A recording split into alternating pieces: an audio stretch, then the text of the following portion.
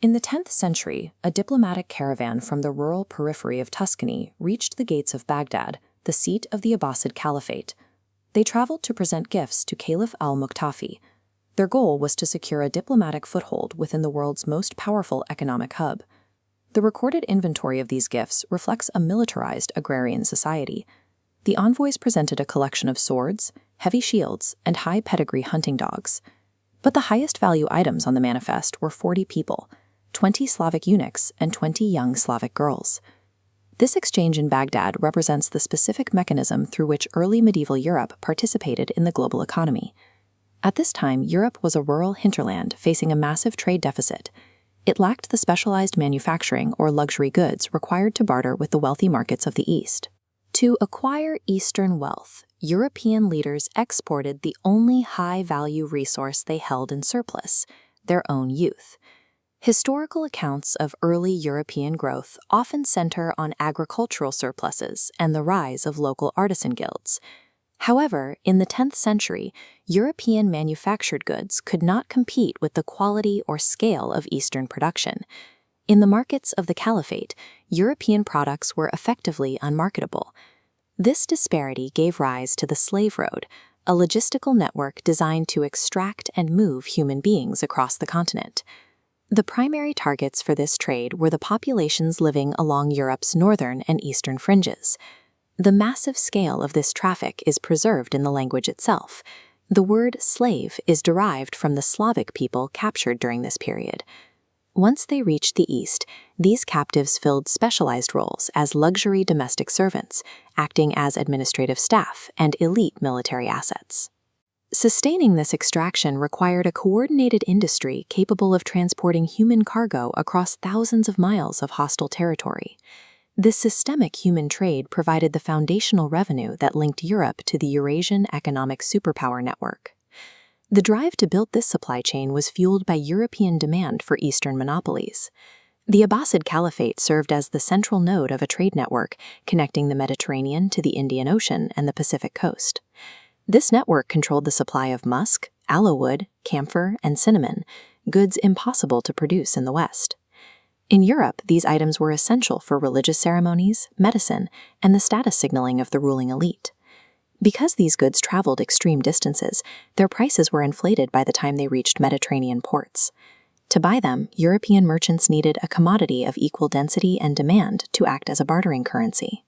The continuous supply of human captives filled this economic role, balancing the cost of luxury imports with high-value human exports. Moving captives from the European North to the Middle East meant navigating a landscape without unified laws or consistent infrastructure. Specialized merchant syndicates acted as the logistical bridge across these 10th century borders.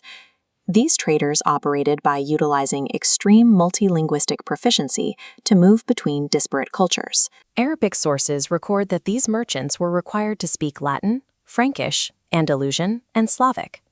Their shared language skills and family ties allowed them to establish credit networks that spanned the entire trade axis.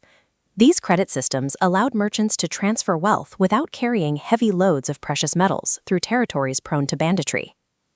The slave road functioned as a sophisticated financial and linguistic web designed to move human cargo with minimal geopolitical friction.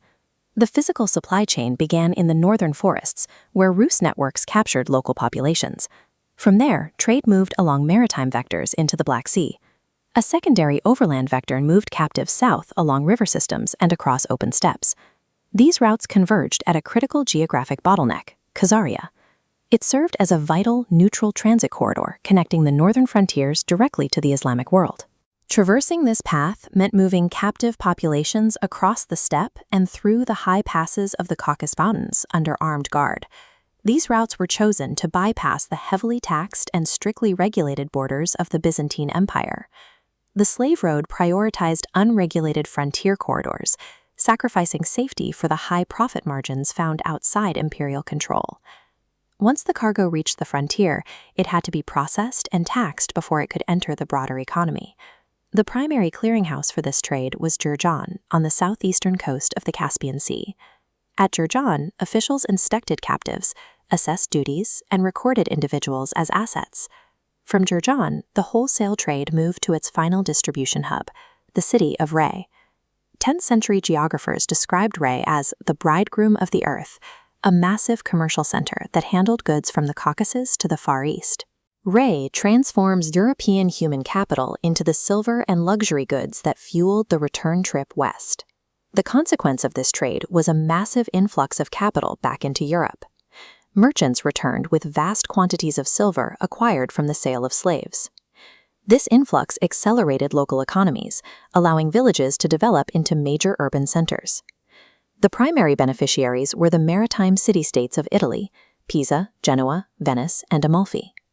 These newly enriched centers used as capital to fund the naval fleets and commercial infrastructures that would eventually allow them to dominate Mediterranean trade. This early injection of capital from the human trade established the physical and financial foundations for European maritime expansion. The 40 captives handed over by the Tuscan embassy in Baghdad were part of a continent-wide economic strategy. Their sale was a microtransaction within a system that linked the isolated Rus, the Mediterranean coast, and the Islamic clearinghouses. This trade created the first high-volume commercial connections between early medieval Europe and the global market. Before Europe achieved dominance through the export of technology or industrial goods, it established itself as an exporter of people. The slave road provided the initial liquidity and logistical framework that allowed the West to begin its long-range commercial ascent.